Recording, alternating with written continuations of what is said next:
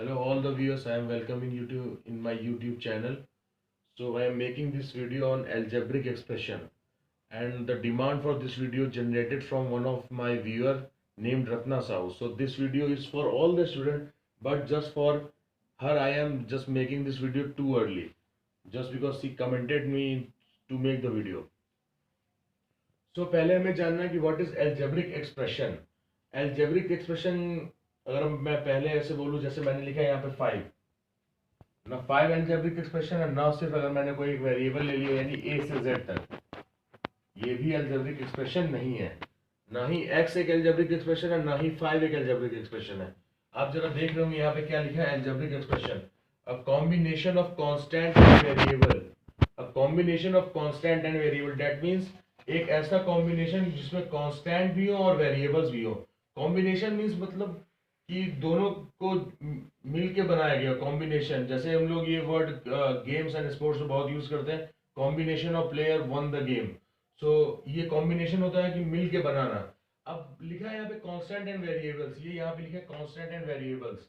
अब हमें जानना what is constant and what is variable. तो कांस्टेंट में मैंने साथ में लिखा है न्यूमरल्स। कांस्टेंट को हम न्यूमरल के नाम से भी जानते हैं। This is the base of the algebra, यहाँ से अलजेब्रा स्टार्ट होती है।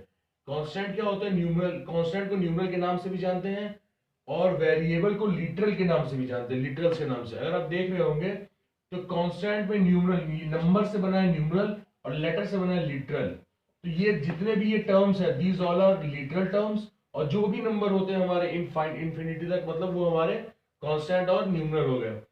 अब ये तो है कि अलजेब्रिक एक्सप्रेशन बनता कैसे, कांस्टेंट और वेरिएबल से, और वो होता है अलजेब्रिक एक्सप्रेशन जिसमें कांस्टेंट और वेरिएबल का मिक्सचर हो, that is known as algebraic expression.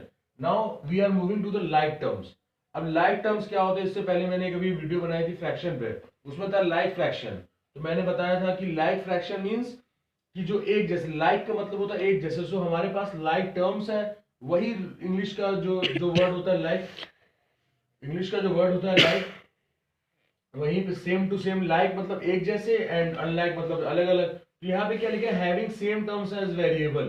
Like term में क्या होता है, having same terms as variable, having same terms as variable. इसके एग्जांपल मैंने यहाँ पे दिया, दिस वन, ये इसका एग्जांपल है। Having same terms as variable and having different terms as variable. जैसे देखिए यहाँ पे ये मैंने लिखा है सेम टर्म्स, मतलब जिसके जो टर्म्स है हमारे, जैसे यहाँ पे एक ये x लिखा है और ये y लिखा है। अब ये और ऐड नहीं हो सकता क्योंकि इसमें कुछ लाइक टर्म नहीं है। लाइक टर्म मतलब एक जैसे टर्म नहीं, इसमें मैं देख रहा हूँ इसमें x है, उसमें मैं देख रहा हूँ y है, उसमें मैं देख रहा हूँ y है, और ये भी एक अनलाइक टर्म है क्योंकि इसमें भी सेम नंबर नहीं है। मतलब सेम टू सेम नंबर्स होने चाहिए, यानी जो अल्फाबेट है वो सेम। जैसे कि मैं लिखूं 7x और 5x, ये हमारा लाइक टर्म है 7x और 5x, क्योंकि दोनों में x और x है।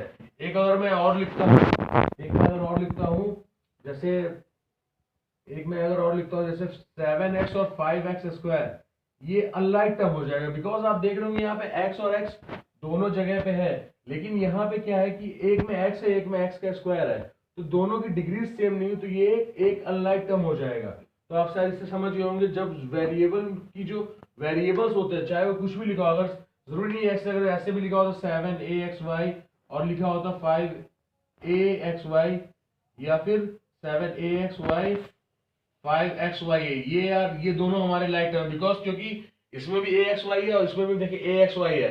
ये मैटर नहीं करता कि आगे पीछे लिखे, इनकी सीक्वेंसिंग कोई भी हो, तो ये हमारे लाइक टर्म्स हो गए। ठीक है, तो हमने क्या सीख लिया अभी तक, कांस्टेंट वेरिएबल मतलब कांस्टेंट में नंबर, वेरिएबल हमारा ये ए से जेड तक अल्फाबेट्स, लाइक में जब सेम कांस्टेंट टर्म हो, लाइक में जब अलग हो गए। अब देखिए यहाँ पे मैंने लिखा है, इसको मैं रफ कर देता हूँ वरना ये आपको शायद कंफ्यूजन क्रिएट करे। देखिए only like terms can be added और सब्ट्रैक्टेड, इसका मतलब ये है only like terms can be added और सब्ट्रैक्टेड। दैट मींस सिर्फ और सिर्फ हम लाइक टर्म्स को ही जोड़ सकते हैं और उन्हें ही हम सब्ट्रैक्ट कर सकते हैं। वी कैन नॉट ऐड और neither we can subtract unlike terms. अभी देखिए एक मैंने इस तरफ ऐड किया, इस तरफ मैंने सब्ट्रैक्ट किया। देखिए आपके पास, हमारे पास टर्म क्या है, 7x square 8xy 8y 9y, ये इस तरीके से टर्म है। तो मैंने पहले यहां तक पूरा पूरा लिखा और हमें ऐड करना है तो मैंने प्लस कर लिया यहाँ पे। यहाँ पे आप देख रहे हैं, अब जरा यहाँ पे थोड़ा ध्यान से देखिएगा क्योंकि यहाँ से आपको समझना है कहाँ से हमको एडअप करना है, कैसे एडअप करना है और कैसे सब्ट्रैक्ट करना है। Because now is the main part of the video where you have to concentrate more focusedly। देखिए ये 9y है, ये 9y है, ये उतरा, ये मैंने पूरा पूरा ऐसे उतार दिया। अब मैंने क्या किया यहाँ पे 7x², अभी जैसे मैंने बताया था कि लाइक टर्म्स ही जुड़ सकते हैं, लाइक टर्म्स ही ऐड हो सकते हैं सब्ट्रैक्ट। तो 7x² क्या कोई टर्म हमारे पास है? हाँ हमारे पास 8x है, तो मैंने इनको साथ लिख लिया। फिर x का कोई टर्म है, लिख लिया। y क्या है, लिख लिया। ये मैटर नहीं करता कि नंबर सेम होने चाहिए, टर्म्स उनके सेम होने चाहिए, दैट मींस उनके वेरिएबल सेम होने चाहिए। तो 7 और 8 जुड़ के 15x हुआ, 8 और 3 11x हुआ, और 8 और y 17y हुआ। ये हमारा आंसर हो गया। This is our answer because we can not add up more now, because अब कुछ भी यहाँ पे लाइक नहीं है। ये हमारा आंसर हो गया। तो इसमें मैंने देखा कि बस क्या किया, मैंने नंबर्स को जैसे ऐड करते ऐड कर दिया। और वो जो है ये हमारे अल्फाबेट्स वैसे के वैसे नहीं है, नहीं कि x² 4 x की पावर 4 हो गया, वो तभी जुड़ेगा जब लाइक होगा। अब आ जाते हैं सब्ट्रैक्ट पे। सब्ट्रैक्ट में मैंने सेम नंबर लिया। देखिए मैंने कंफ्यूजन में क्रिएट इसलिए सेम नंबर लिया और इसको इससे सब्ट्रैक्ट करना है, फ्रॉम। तो आपको इस यहाँ पे क्या याद रखना, जब भी whenever you are subtracting an algebraic expression you have to always remember that you have to subtract from the number that is given। जो फ्रॉम वाला नंबर है, या अगर इसको कह ले कि याद करने के लिए कंफ्यूज हो जाते हैं स्टूडेंट्स, तो फ्रॉम के बाद जो है, फ्रॉम के बाद यानी दिस वन, ये पहले आया और उसके बाद मैंने माइनस लगाया और इस पूरे को मैंने ब्रैकेट में लिख लिया। ध्यान से, यहाँ पे क्या है, मैंने इसको पहले पूरा लिख लिया, माइनस लगाया और इस पूरे को ब्रैकेट में लिख लिया। अब यहाँ ये फ्रॉम के बाद वाला पहले आएगा, तो यहाँ तक तो ऐसे ही पूरा मैंने उतार दिया। अब आपको पता होगा माइनस प्लस, या तो minus plus minus, plus minus minus, तो या तो इस तरीके से आप समझ सकते हैं, या फिर आप ये समझ लें कि माइनस बाहर लगा रहेगा तो अंदर सारे साइन इंटरचेंज हो जाएंगे, चेंज हो जाएंगे, अपोजिट हो जाएंगे। तो ये प्लस का 7 था, माइनस का बन गया, माइनस का था प्लस का था तो ये माइनस का बन गया, और प्लस का था तो माइनस का बन गया। अब देखिए जो मैंने यहाँ बताया था सेम उसी तरीके पे वहां पे पहुंच गए। 9y और 9y क्या y का कोई टर्म? हाँ बिल्कुल है, 8y है। फिर 8x², 7x², 3x और 8x, ये हो गया हमारे पास y प्लस। तो अब मुझे देखा, मैंने सबको साथ कर लिया। 9y में से 8y गया तो हमारे पास y बचा। x², ये हमारे पास 8 में से 7 गया तो x², और प्लस का 3 और माइनस का 8, that mean plus minus minus होता है, होगा माइनस ही, माइनस का नंबर बढ़ा है तो ये 5x आ गया। अब इसको देखिए, हमने डिक्रीजिंग ऑर्डर ऑफ डिग्री लिख लिया है। डिक्रीजिंग ऑर्डर ऑफ डिग्री मतलब जिसकी पावर ज्यादा है वो पहले, x² - 5x + 4, ये हमारा हो गया आंसर। ये हमारा हो गया आंसर। इतने में मैंने ये बता दिया आपको कि ऐड कैसे करना, सब्ट्रैक्ट कैसे करना है। बस छोटा सा और वीडियो, बहुत ध्यान से बने रहिएगा, देखते रहिएगा। दो चीजें और इसमें बची है जो काफी इंपॉर्टेंट है, क्लास 6 में आता है। 6 के बाद अगर आपको नहीं पता है तो 7 में भी प्रॉब्लम हो सकती है, और आगे आपको ये सब चीजें अलजेब्रिक के टर्म्स पता होने चाहिए। पहले इधर की बात कर लेता हूं मैं, मोनोमियल, बाइनोमियल, ट्राइनोमियल। देखिए मोनो मतलब क्या होता है? मोनो मतलब होता है one term. Mono means one term, जैसे कि सिर्फ और सिर्फ 7x, यहाँ पे हो जाएगा 7x और 4y। और यहाँ पे अगर मैं लिखना चाहूँ, इसको मैं यहाँ लिख देता हूँ ट्राइनोमियल का लिख देता हूँ 7x 8y - 3z। ट्राइनो में 3 से अगर हमने ट्राइनो, तो ये हम जिसमें 3 टर्म होंगे वो ट्राइनोमियल।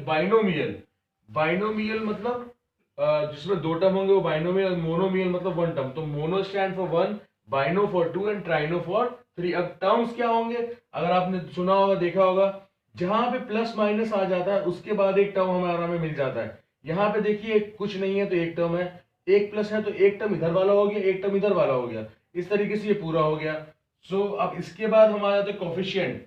कोफिशिएंट एक मैंने नंबर लिखा है 7ax²। तो अब इसमें हमें हर नंबर का कोफिशिएंट हम निकाल सकते हैं। We can find out the coefficient of every number.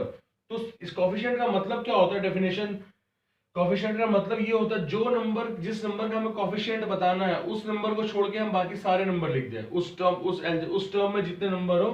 तो 7ax² मैंने लिखा है, तो मुझे इसमें 7 का कोफिशिएंट बताना है, माइनस नहीं है, ठीक है। अगर देखिए मुझे 7 का कोफिशिएंट बताना है, यानी मैंने क्या बोला, 7 को अगर हम रिमूव कर दे, हटा दें, तो ax² बचा, ये मेरा ax² आ गया। a का कोफिशिएंट क्या हो जाएगा, 7x²। देखिए a को अगर हटा दो तो we have 7 and x left, वो आ गया। x का है, x का, सिर्फ x का, यानी x² है हमारे पास, एक x यहाँ आ गया, तो क्या बचा, x हमारे पास 7 बचा और ax बचा, और फिर x² का पूरा पूरा 7 हो गया। ये हो गया कोफिशिएंट। अब इसी में आता है न्यूमरल कोफिशिएंट, यही टर्म है, इसको मैं पूरा, ये न्यूमरल कोफिशिएंट है और लिटरल कोफिशिएंट है, लिटरल्स नहीं, लिटरल कोफिशिएंट।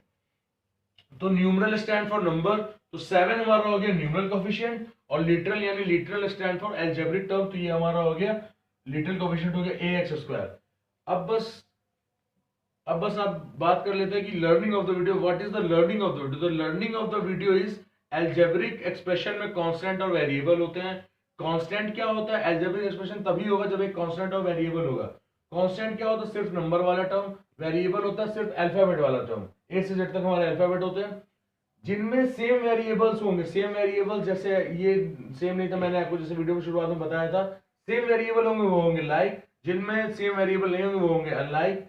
और सिर्फ लाइक टर्म्स को हम ऐड कर सकते हैं, सिर्फ लाइक टर्म को हम सब्ट्रैक्ट कर सकते हैं। ऐड मैंने आपको करके बता दिया, हमको सबसे पहले क्या कर लेना है, अरेंज कर लेना है और लाइक टर्म्स को एक साथ कर लेना है, फिर एडअप कर लेना है।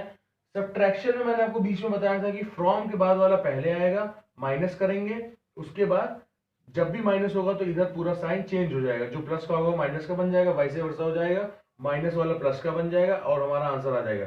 फिर मैंने बताया था monomial, binomial, trinomial, 1 term mono, 2 term bino, 3 term ट्राइनो।